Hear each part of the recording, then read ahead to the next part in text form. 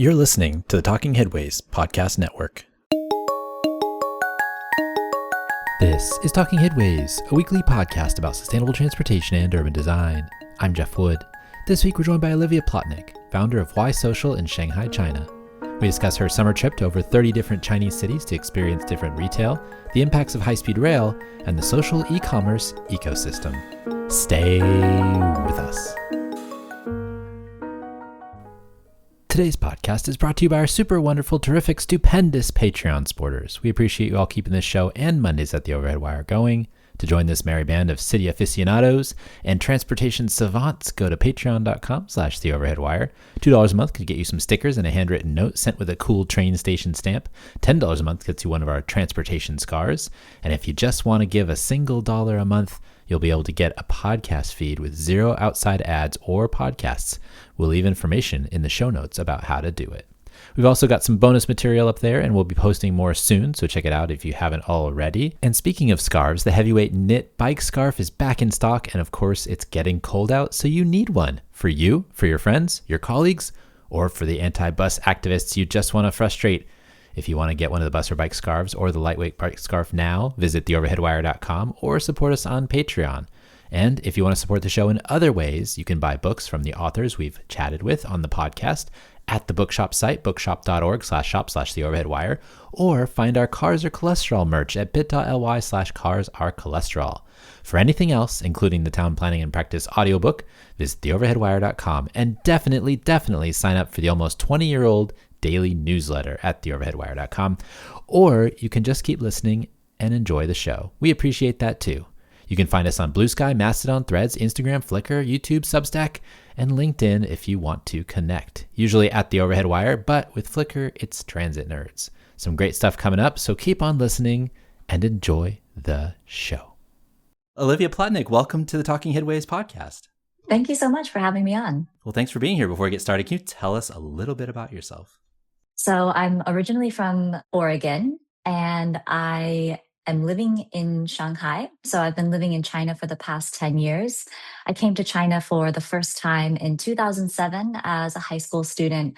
My school in Oregon was one of the first schools to have a Confucius classroom. And so I started studying Chinese at that time and had the opportunity to come to China for a summer in 2007. And that really sparked my curiosity for the country. And I continued to study Chinese in college. I came back and went to university for a bit in Beijing in 2012. And then I moved back to China in 2015, and I have been here pretty much ever since. What was going to be a few years has now turned into 10 years. So I work in marketing. I've always worked on the agency side, worked for big agencies. And then in 2019, I left Ogilvy and I started my own social media marketing agency. So we help foreign brands come into China and do their marketing strategy or full on account management and really just advise global organizations about China's digital ecosystem, innovation in China, and help them understand what's going on here in the lens of how people are interacting with technology in that type of ecosystem. You told us how you got to China, but I'm curious, what kept you there? Why did you want to stay and stick around, and what's fascinating to you about the country? In 2007, China was a very different place than it is now. And I think we can touch on those themes a little bit later in this talk. But when I came in 2007, I already felt that there was an inexplicable energy, and it was such an interesting place. There seemed to be so much happening. And I felt that just multiply when I came back in 2012 when I studied in Beijing.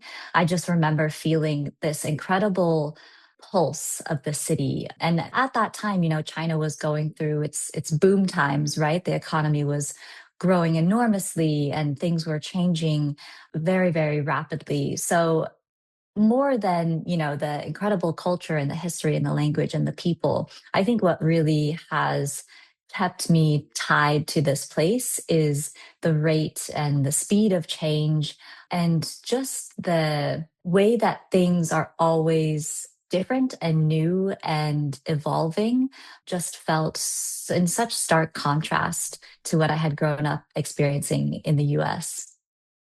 I'm also curious, like from a city perspective, if you've been going to China since 2007, you've seen those changes, you've seen the big turnarounds in a place that you're living in Shanghai now. I mean, you see those pictures of the befores and afters of the river and buildings that have been built along there. And so I'm curious what your perspective is on like the differences between maybe the larger cities you visited early on and what they were then to what they are now. That's a great question. In my presentations to organizations, when I try to help them visualize the speed of change in China, I often use a picture from the early 90s of what is now Shanghai's skyline, which is the Pudong area of Shanghai across the river there. And in the 90s, it was just farmland. There was nothing really out there. And then, within 2 decades later, it's now the infamous the Bund, the very famous Shanghai skyline with I believe it's the second tallest building in the world. And then you have, the bottle opener and the Shanghai Pearl Tower. So within the span of just several decades, the cities have changed immensely. You had a huge amount of the population moving into the cities. You had cities like Shenzhen, which were basically nothing before, becoming now one of the biggest cities in China. Same with Chongqing, which is now a massive city that didn't really exist in the way that it did just 20 years ago. But now, what's quite interesting is you have a lot of people actually moving out from the big cities now and going back to their hometown. So you have a little bit of a reverse migration going on, which is also very interesting when we think about the development of these quote unquote more rural cities, or in China, there's a tier system. This isn't an official classification, like the government doesn't classify what tier cities are. It's quite a complicated ranking system. Actually, David Fishman, who runs a really great Substack, has some beautiful articles on how this ranking system works if you want to dig deeper into that. But basically, Shanghai, Beijing, Guangzhou, those are called first tier cities. And then as you kind of go more west and get more rural, the cities go down to second tier, third tier, fourth tier, fifth tier. And it depends on their GDP and population and a whole number of factors. But now you have the emerging cities, so second, third, and fourth tier cities, getting people who had moved to the big cities of Shanghai and Beijing coming back to their hometown. And these lower tier cities, these emerging cities, are now powering a lot of growth in China. So they're the cities that are having a lot higher GDP growth. They're the cities that consumers are a lot more optimistic in. They're cities where, the cost of living is a lot cheaper. And so people are able to technically spend more. The majority of China's population are actually living in these emerging tier cities. So it's becoming quite a big focal point and an interesting area for China now, everything that's happening outside of cities like Shanghai. I was having this conversation with somebody recently about the city of Shanghai and cities in general. Shanghai is an incredibly special city to me. It's massive. It's a city of 24 million people. And there are so many different personalities to the city. You have areas like the Bund and West Nanjing Road that are very popular, very touristic, very crowded. And then you can get into areas of the city like Xuhui, which was formerly called the former French concession. And this is an area that is lined with these beautiful trees, and it's very quiet, and there's beautiful French style lane houses, and it's very romantic. You can ride your bicycle through this area. You'll have people on the side selling fruit, and it feels like a very small place. Then you have Jing'an district, which is a little bit more commercialized, but still, kind of has that romantic small city feel. So there's so many just different elements to the city that make it very unique, and everything is always changing and evolving. And especially over the past 5 years, Shanghai has been through a lot, and it has evolved a lot and changed a lot, but it still retains kind of this essence of a place that, will always kind of be at the forefront, or a place that is always pushing forward change and modernization. How does the rest of the country think of Shanghai? It depends on who you talk to. Kind of the That is general kind of a pointed feeling. question Yeah. because I've heard things about how, Yeah. the Shanghai is a little bit of a different place than maybe the rest of the country. Yeah. I think, on one end of the spectrum, people will tell you, oh, people from Shanghai are so stuck up and, they're so proud of their city, right? But I think generally one of the things that's important to recognize is that people view Shanghai as a very, very fast paced city with a lot of pressure. It's very expensive, very tough for people to live. So when I was speaking to people in third and fourth tier cities, and I would usually ask them what their impression of Shanghai is. And that would be one of the first things that they would say is that they were thankful that they didn't live in Shanghai. They were thankful that they didn't have the pressures of living in Shanghai. Now, particularly in this specific moment, there's a lot of issues with the real estate market in China. So housing prices have dropped dramatically, and this has caused real huge pressure on the economy. And this is particularly true in Shanghai, where housing prices were really, really high. So a lot of people invested into real estate. A lot of people in Shanghai have their money in real estate. And so they're really feeling the pressure. So for people who are living outside of Shanghai, they're quite grateful that this huge pressure on the economy right now is not so big on them because they're not living in a city like Shanghai. And you also have this wider pressure in the economy. We call it involution. So this kind of idea of the rat race, this never-ending rat race that doesn't really give you any benefit in the long run. And I think people really view Shanghai as the center for that, where people are in the rat race. They're kind of living a not a fulfilling life with a lot of pressure, not making a lot of money because cost of living is so high and the real estate issue. So I think people recognize, Shanghai is a big city. There's lots of opportunity there. But the feeling that I got this summer from talking to a lot of people outside of the city and all over China was that they wouldn't move there. It's not worth it for them to live there. Well, I want to talk about your trip because that's what brought your work to my attention. You wrote this item in this digital publication called Campaign Asia, and you took a trip this summer to 30 different cities in like 60 days to see the differences in retail, among other things, hanging out and going to tea shops and things like that. But I'm curious what spurred you to take that trip and what are some of the things that stood out to you going to all of these cities in the rest of the country? So I've been living in China for 10 years now, and I spend most of my time in Shanghai. And like I mentioned earlier, there's a lot of growth that's coming from now emerging cities and not cities like Shanghai and Beijing. And I know from experience that the only way that you can really understand and know China is to experience it firsthand. And so I had this idea to go and really just get a pulse check on as many different cities as I could around the country.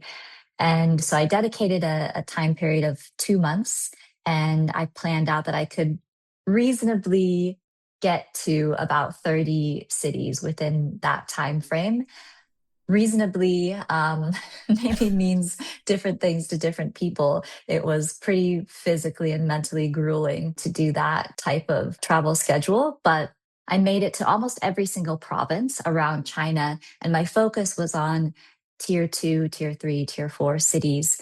And as you said, tracking trends in retail, tourism, youth culture, beauty, health, and fitness. So really just trying to understand what consumer behavior looks like in these lower tier cities and also really understand how these lower tier cities have developed. So when I first moved back to China in 2015, I was living in a quote unquote small city of about 6 million people just outside of Shanghai in Jiangsu province. And I spent a lot of time going to third and fourth tier cities during that first year. And so I have a pretty good picture in my mind of what those cities looked like 10 years ago.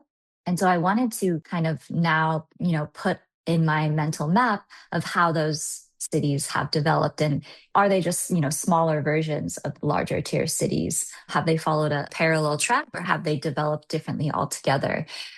And I was really, I don't know if shocked is the right word because I don't know if much shocks me anymore about China, but I found it quite interesting to uncover that a lot of these cities had really developed much faster than I would imagined and in a different way than I think first tier cities have developed. So, what I mean by that is a lot of these lower tier cities have now very premium malls in them. So 10 years ago, shopping centers were either very, very local shopping centers, or maybe, perhaps, if it was a larger city, they might have a luxury brand there, but that would have been pretty rare. So you didn't really have the presence of, foreign brands or even necessarily of more premium brands, and certainly not of many high quality Chinese brands. Nowadays, in these emerging tier cities, you have premium malls like MixC Mall, which will house more premium level brands, not necessarily the big luxury brands, but they could house more premium brands such as like a Solomon or a Hoka, which are kind of niche premium fitness brands. They will have a lot of really high quality Chinese brands, a lot of EV, Chinese EV brands in the mall as well. And so now consumers in these emerging tier cities are entering the middle class and they're being exposed to a totally different set of what I would call like aspirational brands or aspirational lifestyle than their counterparts kind of came into the middle class seeing. So what they're coming in and seeing is no longer, foreign brands are the best and the only choice, but they're coming in and they're seeing a wide variety of really premium, really advanced Chinese brands alongside a lot of very niche foreign brands as well. So I think that is reshaping kind of consumer behavior and consumer culture in these emerging cities. As well, I, make the comparison to the US. So admittedly, I haven't spent as much time in the US over the past 10 years. And certainly I haven't even traveled the US as extensively as I have traveled China. But I couldn't help but to compare, what would be a Chinese third and fourth tier city to what would kind of be an American third or fourth tier city. And I think in the US, we still have this mentality of, we are the best country in the world. We're the wealthiest nation in the world. We have the best things. We have the access. We're doing things much better than anybody else, and that is just so not the case. China has an incredible infrastructure set up. They have an incredible train system. They have incredible highways. They have incredible roads. They have very, very high tech transportation modes. They have incredible digital infrastructure for everything. When you look at just kind of the development of EVs within the country, I think the US has a tiny, tiny, tiny fraction of the number of EV charger stations that China has. And one of the things that I was initially tracking on my trip was how the usage of EVs were in each city. Because in Shanghai, just within the past 5 years, that's one of the biggest things that a lot of people notice when they come here. Maybe they visited pre-pandemic and then they come back to Shanghai, in 2024 or this year in 2025. And that's immediately the first thing that they'll say is, it's incredible the adoption of EVs. It feels like 90% of the cars that you see on the road are EVs. And so I didn't notice that only in these larger cities. So I had planned to kind of, okay, does it seem low, medium, or high? And about 10 cities into my trip, I stopped tracking the adoption just because every single city, it seemed like the adoption rate of EVs was high. There was no point in where I felt like I could even discern between the adoption rate, especially even in these smaller cities. And that has really been in part to, the government making sure that charging stations were well built out all over the country. And they, of course, offered a lot of subsidies for people to buy EVs. And there's, so much competition in the market. Obviously, that's good and bad right now, but that drove down the price of EVs for consumers a lot. So just, looking at that alone, I think is quite a stark reality for a lot of Americans to reckon with of, just when you see the cars on the road and even in cities that are now testing a lot of driverless cars, a lot of driverless buses and delivery vehicles as well in China. And so that industry is developing at a very rapid pace. I'm just so interested in like the perception of China from folks who have never been there. And as somebody who's just recently started going last year and now been twice to a number of different cities, the reality of what is on the ground in China versus like what the perceptions are outside of is wildly different, right? It's just like amazing what people's perceptions are and what they're told by the media overall about what is going on. And now I want to separate like high level political stuff from just like the in-person systems approach stuff that's going on, like all of the payment systems that you talked about, digital infrastructure, the EVs. When you go to a city, you can see which cars are EVs and which ones are not because the license plates, one's green and one's blue, right? So you can see all the green license plates on the road.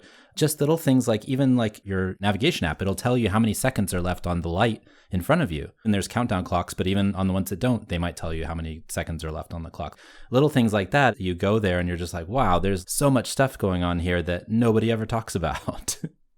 Yes, exactly. And it's funny because I was uploading a lot of videos when I was doing my trip. I would upload a daily vlog of every city that I went to. And even I had close friends and family members who have known of my life in China for a long time. So many comments that I got from them was, wow, looking at all of these more rural cities in China makes me feel in America like I'm the one living in a third world country. Yeah, and I saw a couple of your videos, and you might be also like, your targets and your places that you go might be a little bit different than some of the other ones, but it is true. I mean, like I was in, maybe third or fourth tier cities, second tier cities. I was in Taiwan and I was in Datong, Zhuhai, but they're proximate. Like you can get to other big cities that are nearby, but it's interesting what you see when you're there in terms of the infrastructure and everything. And we were driving between Taiwan and Datong, and you could just see all the trains, the high-speed rail tracks going across. I mean, 48,000 miles is a lot of high-speed rail, right? Like they're going to get to 50,000 soon, just everywhere. And you can see the cornfields, but then you see the high-speed rail. And it's kind of like this juxtaposition that's quite amazing to see the differences. I'm also really interested in the reason why I wanted to talk to you too is what you wrote in the report, but specifically about retail. I mean, you're talking about all of these different malls and retail spaces. In the United States, we're overrun almost by chains and by lack of choices, I should say. You have strip malls, you have the big malls, you have the lifestyle centers, right? Those are the different types of choices that you have. You have outdoor malls, you have downtowns and things that in some places are suffering. In some places they might be doing well. Here in San Francisco specifically, like downtown's really suffering. But if you go out to Stonestown, which is on the outskirts, it's really doing well. And so you have this weird juxtaposition there, but then you go to China and you see all these places. We were staying in Beijing in a Raffles property, which is a Singaporean group. But it sounded like the McSea that you were talking about, which is, they have EV sales. They have all of those brands that you were talking about, the Solomons and the Hokas and the Pop Marts, which I'm going to talk to you about in a second too. It also seemed very modern in the local Chinese brands. It was very well-to-do in terms of, I mean, it's not as well-to-do as going to Macau and going to some of the places there and having all the Fendi and whatever else. That's a whole other level that I've seen as well. But all the pop-up artists and things like that, like it's just like an interesting experience, especially when you think about malls in the United States. And when I went to China last year, when I went to Zhuhai and Hong Kong, Shenzhen and Macau, I felt like I was back in like 1990s, 1980s mall culture in the United States, which is really a fascinating kind of back in time, but it's the future as well. So I'm wondering if you talk to that idea a little bit of like the mall culture, the differences between these experiences that people have when they go to shopping malls or the places where people congregate. China is a really interesting market because there's so much competition. It's one of the only places, in the US, you have majority US brands, right? In Europe, you have majority European brands. But in China, when it started opening up in the 90s and 2000s, you had brands from Europe and the US and all over the world start to flood the China market because they saw the opportunity, right? So already you have all these brands competing. And now you have domestic brands competing as well. So it's hard to think of another country where there is so much intense competition from brands all over the world and within their own domestic market. So that, competition forces innovation, right? And that's probably a common theme that we can link to for many things for China, and why it feels so much farther ahead is because there's just so much competition within the market. So it forces things to be better.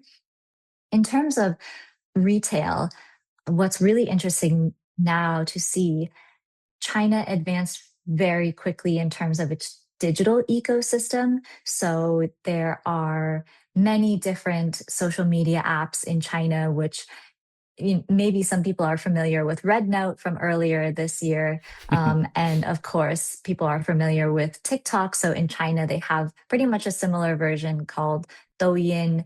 But China has a very, very advanced social commerce ecosystem, which also includes live streaming is very prevalent in China. Live streaming e-commerce is very, very heavily used, and far more advanced than what's happening in the West. And so when you can do everything and get everything online, now it's more, okay, now what can you do offline? And so brands are kind of starting to have this reckoning of how do we actually engage people offline? And that looks very different to previous models. You just mentioned that when you go back to a mall in the US, it feels like you're going back to the 90s when you kind of compare the two. And I completely agree with you.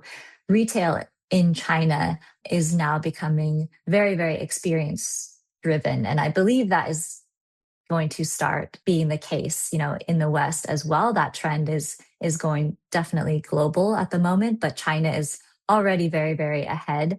And so you have these shopping centers and you have these flagship stores that are being built less around, okay, what is the ROI per square footage of this store, and more around this store is a marketing channel. So, how can we let the consumer experience our brand universe? In particular, Shanghai does this very, very well. There are many incredible retail experiences in the city of Shanghai. I can give you a few examples. There's a store that just opened a few blocks down the street from me that has a massive Dalmatian dog flying through the window, and this thing is huge. It takes up the entire storefront, and then you kind of enter the store and there's this massive, massive Dalmatian dog head in the store. And when you enter in the store, each of the fitting rooms is beautifully designed but very, very unique from each other, and they're built specifically for being able to take photos within them. So the lighting is really good, and there's mirrors all around.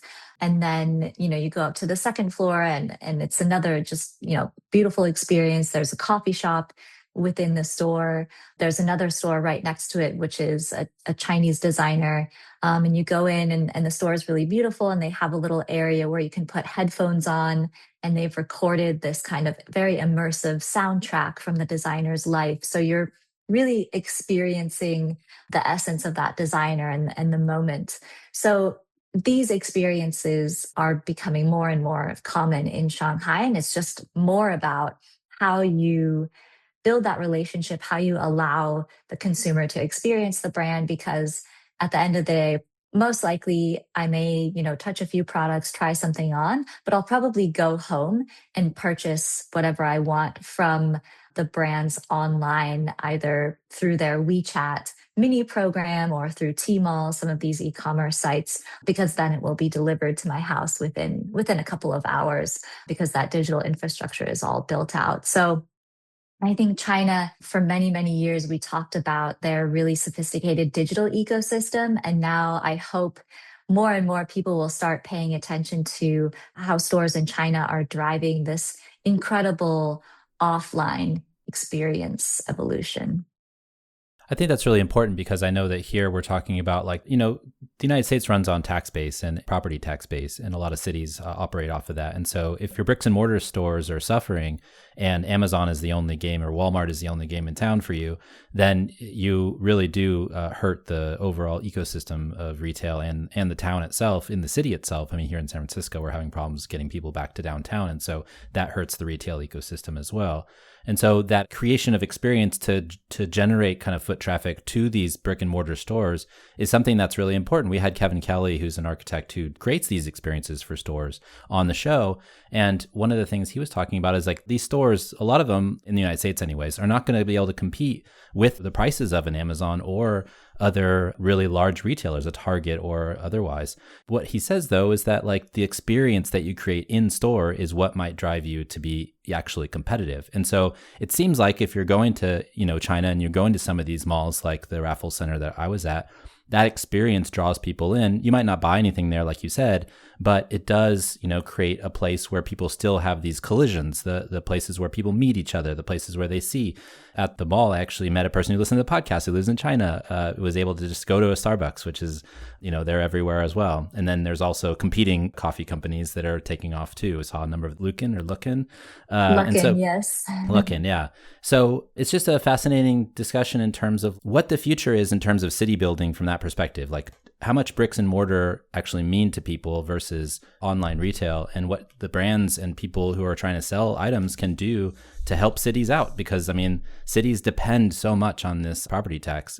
For better or worse, we had another discussion recently about the negatives of that specifically, but that's where we're at right now. And so that's kind of the direction that we need to go. And I feel like the discussion that you're having and the discussion that China is having about this seems in a positive direction from that standpoint.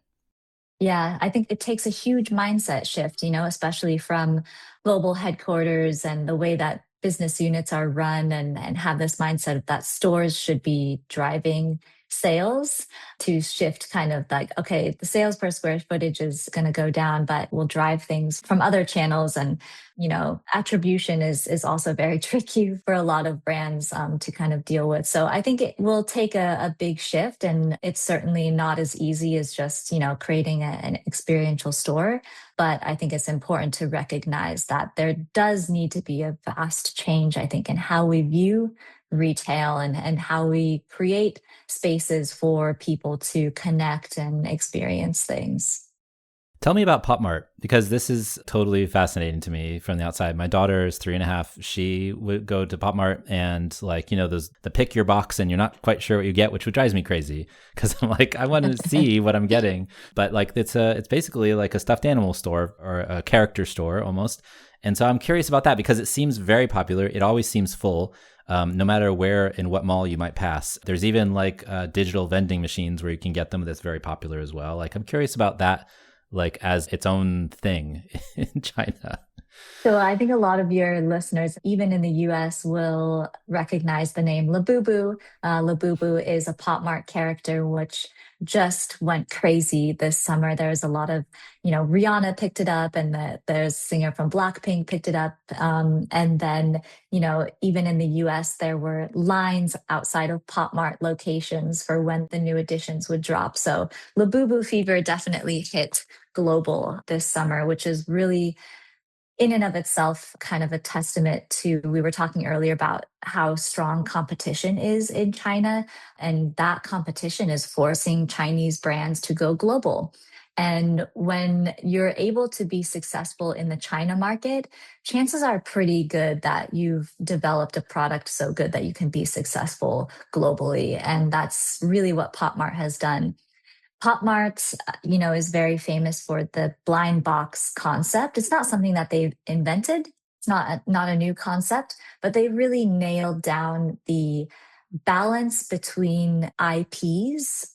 So Pop Mart will work with a lot of really famous IP to do these little characters and develop out a blind box. So you may have, 6 or 7 potential characters within this IP that you could get. Obviously, the monsters, the Labubu one from a Hong Kong designer, became very famous this summer. And so that was the craze. But Pop Mart has really, I think, come along they had a good formula with the blind boxes. They did really well with the types of IP collaborations that they've been able to do.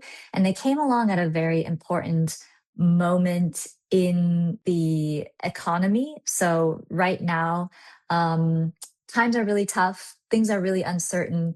And Pop Mart is kind of that little dopamine hit. It's not extremely expensive, and it gives you a little bit of joy to purchase this. And so it kind of hits that sweet spot. We use the word emotional consumption a lot. And so for Chinese consumers, things like Pop Mart, things like milk tea, they really hit those sweet spots of filling that emotional consumption need of something that's going to just, make you feel better in that moment. And as you said, for Pop Mart, any location that you go into, it doesn't matter if you're in Shanghai or if you're in a third or fourth tier city in China, the stores are always full of people going in and shaking the boxes, trying to figure out which character they're going to get. And it's a whole range. You have young kids, you have people in their 50s and 60s, lining up to get these. So it really hits a huge target audience. And again, coming back to this like experiential retail element, it's very experiential, right? You go into the store, shake the box, maybe you come out, you trade your character with friends. So they've really been able to kind of tap in right place, right time, right mechanism. The trick for them will be, of course, how do you sustain that momentum? So an IP like Barbie or Hello Kitty that have, lasted many, many years, that's quite difficult to sustain. And so now we see that the resale value of Labubu is kind of going down. And so a lot of people are pointing to that as, okay, the market is kind of cooling off a bit. So it'll be interesting to see if Pop Mart can maintain, or, what is the next IP going to be? How are they going to continue to create this level of newness and cult following? But I think they do have a really great formula with the blind boxes. And you see blind boxes everywhere now in China. There's so many people doing them. You go into any little like gift shop or store, and they all have blind boxes for sale. But again, it comes down to being able to have that really good IP collaboration that makes them so desirable. I also want to ask you about hyperdensity and the idea of these towers that are in every fourth tier city, third tier city, second tier city. I mean, actually in Beijing, when I was there, I was at some of the hutongs, and those are actually lower density, which is a little bit different than, say, some of the other places where, the 30-story building is the norm, feels like anyways. And so I'm wondering what that does to the retail market as well. I mean, you have a huge number of people in a small amount of space. It must be able to drive people to some of these stores and maybe even open up opportunities for people to open shops that might not otherwise be able to be open. I mean, here in the US, we have, strip mall and things like that where you can get less costly retail space. But when I was in Taiwan or was in Datong, there's tons of restaurants on ground floors. There's tons of small retail shops. There's shops that just sell snacks, that sell everything that you could ever imagine from a snack perspective instead of a grocery store. And so like things like that, I'm just really impressed by. But also I'm wondering how like the density of the place plays into that as well. That's a good question. In Shanghai, you have obviously very highly populated, quite a small area. There's so much choice of malls and places. Like, I think this is part of a downside of Shanghai, and we'll see how this plays out. There are way too many malls. There's malls that are being constructed as we speak, while the mall right next door to it is barely full, barely has any foot traffic into it. And so the logic behind constructing another mall when this mall isn't even full half the time doesn't really seem like sound logic. So there is definitely, I think, currently an overcapacity issue that shouldn't be overlooked. There's a lot of malls in Shanghai that are pretty empty. And so it comes back to this idea of like, how do you then create better places where people want to come? There's a really great space in Shanghai. It's actually quite far from the city center. It's called Gate M, and it's down on the West Bund area.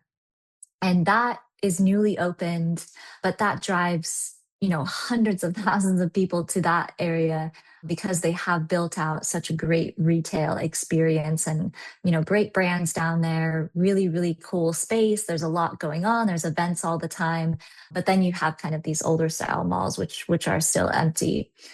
In lower tier cities, you still have the same problem. There are still a lot of buildings that are empty. And I'm not sure of the prices to rent out these types of spaces, especially in lower tier cities. But I will say one interesting point. That is very coming back to kind of the digital side of things.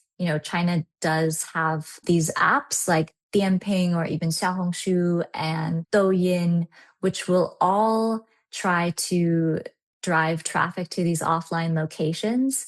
And it becomes very, very difficult for these smaller restaurants or smaller mom and pop stores because each one of these platforms is trying to get more traffic onto the platform. So, and they all want people to basically like check in or review a location so that they can have that traffic and they can have those users on the platform.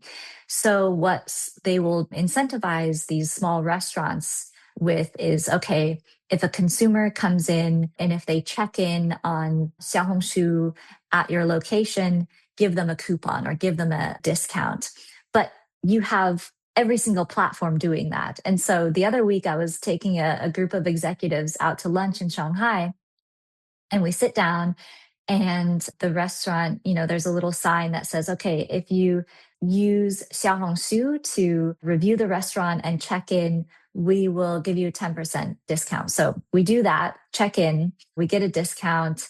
And they also gave us like a little stuffed animal. And then on, I believe it was Meituan, if you check in and review, you'll get free stickers to your table. And then on Douyin, if you check in, you'll get another coupon. And so imagine now for that small restaurant, the time and the energy and the resources that they have to spend managing all these different coupons and everything coming in and the stickers and all the incentives for the consumer to do, like that is just a nightmare for them. But they have to do it because those platforms drive traffic to their restaurants. So they're basically like beholden to these platforms for traffic. But the competition and the resources that it takes to manage all of these can be so much for these smaller locations. So you really run into I mentioned it before, this kind of like involution or this just intense level of competition with not a lot of return.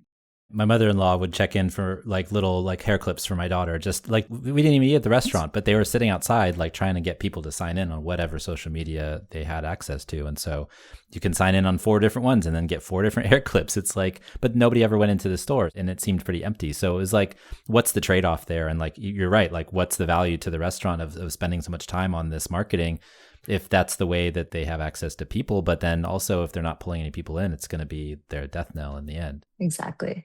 Yeah. I also wanted to ask you about transportation and especially high-speed rail. When we were taking the train from Beijing back to Taiwan, I noticed that on the platforms on the way back where people were getting off, there were lots of people with bags and like shopping, like they'd gone to Beijing maybe for a day trip or something to go shopping. And so I'm wondering about that impact, about the high-speed rail being able to take people from some smaller cities that are surrounding maybe a larger city and maybe taking them in for the day and then coming back out again. And like, what does that do for the retail of the smaller tier cities versus the larger cities, and that transportation impact, because it seemed like that was something that I saw happening a few times. I think it would be amazing to do a whole entire episode on China's high speed rail. And I am certainly not an expert. I know there are people out there who are much more well versed in the history behind it and all the logistics behind it. It is absolutely. I picked this up for listeners that can't see because we don't have the video on. I have this book that I got, and it's only available in China, but it's in English, and so I couldn't find it in any places. But it's like the Chinese State Railway has their own printing press, and they print this book. Amazing. It came out in July, explaining the history. So, anyways, I'm going to go through this, and we'll have an episode about it sometime. But yeah, it's fascinating. Yeah, I will definitely listen to that as well. And it's fascinating also because there's a lot of discussion around it right now because actually it's not profitable. And so there's a lot of there's a lot of discussion going on around should they have built this high speed rail as they did and so much of it.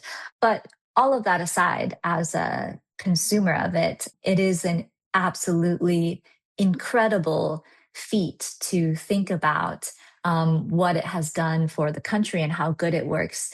I mentioned at the top of the podcast that I went to almost every single province in China. And China is roughly the same size of the US. It's a massive, massive country. And I went to 32 different cities. I took 25 trains to get to all of those cities. I only took 6 flights during this whole entire trip. I only had to take 6 flights. So I could get to the majority of places around the entire country by high speed rail. During those 2 months, there was only one time that my train was canceled for weather. Trains were never late. There were never any issues with them. There was never any overbooking. They were all on time. That is just incredible to think about, right? That you're transporting millions and millions of people per day on a system that runs almost flawlessly. So China's high-speed rail is absolutely incredible. And it has really transformed all of these cities. And I hope somebody, does a more in-depth study on this, because when I talk to a lot of people, taxi drivers or people in third and fourth tier cities, they also brought up on their own unprompted the impact of the high speed rail, because a lot of these places have only gotten the high speed rail within the past 5 to 10 years, really. So it's still relatively new. This has opened up, obviously tourism, but a lot of economic opportunity. There's a lot of people that will work in larger cities like Shenzhen and Guangzhou who live in cities that are, maybe an hour away by high speed rail in a completely different province.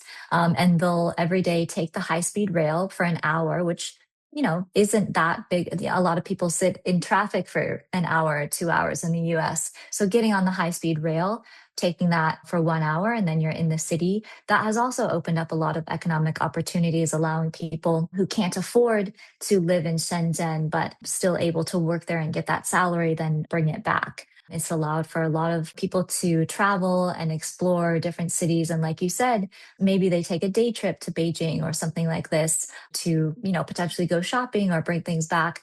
I don't know if that necessarily has a huge negative or positive impact, because e-commerce is so advanced and the delivery system is so advanced in China that you don't need to, like, you could get anything online delivered within max like one day, even in these smaller cities, maybe 2 or 3 days. But yeah, I just think having the ability for jobs or, to visit people, domestic tourism, the high speed rail has completely transformed the country and what people are able to do and the potential for people.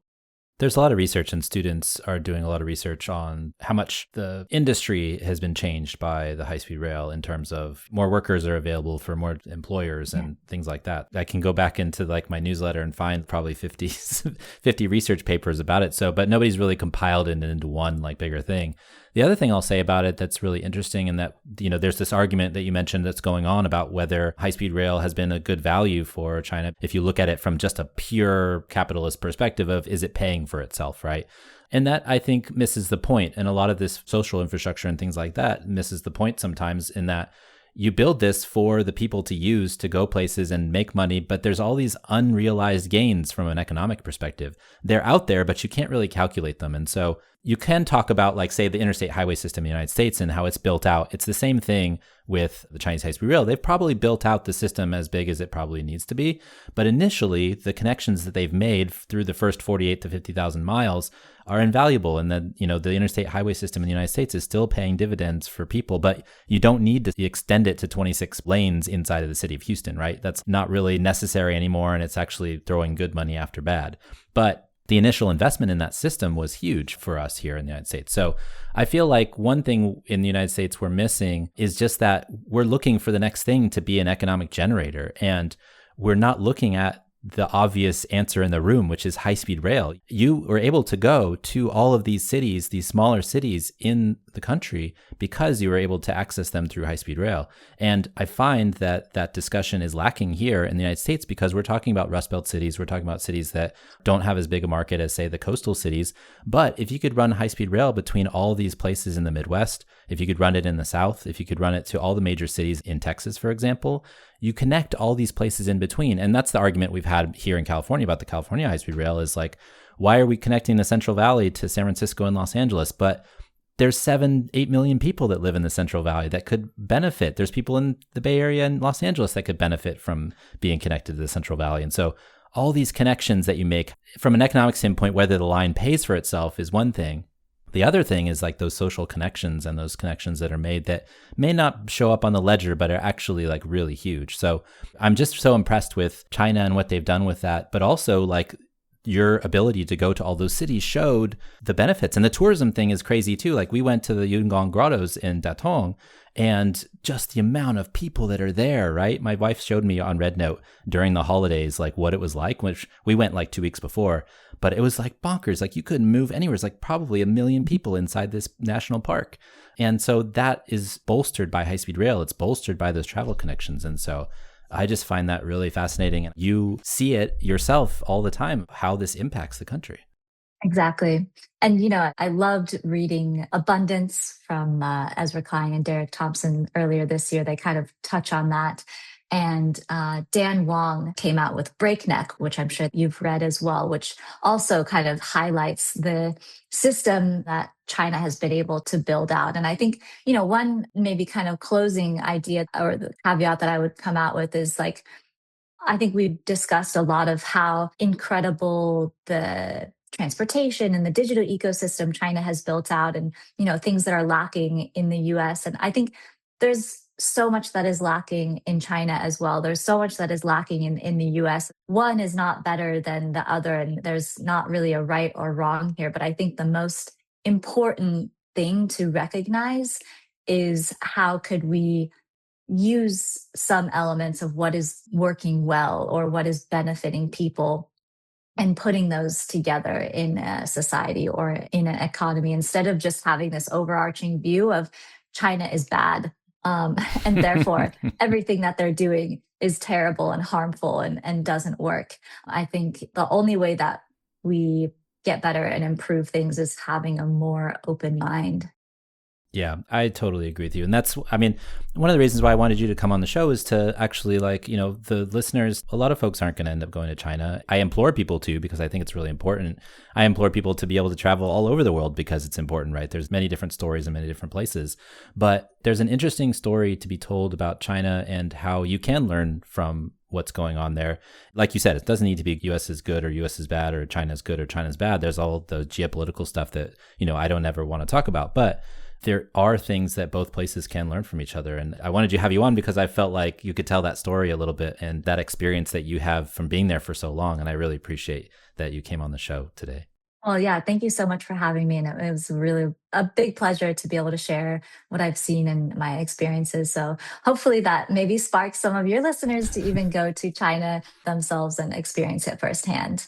Awesome. And where can folks find you if you wish to be found?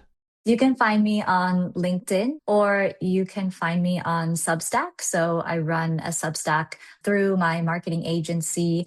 We can include it in the show notes, or you can just search for my name on Substack and it'll come up as well. I'll put you in there. Olivia, thank you for joining us. We really appreciate your time. Awesome. Thank you so much.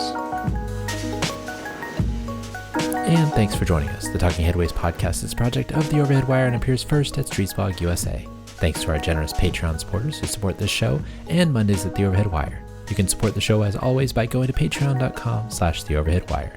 Sign up for our almost 20-year-old newsletter as well by visiting theoverheadwire.com or check out the show notes for merch or other opportunities to connect. Follow along using your podcatcher of choice, but if you can't find it there, you can always find it at its original home at usa.streetsblog.org. We'll see you next time at Talking Headways.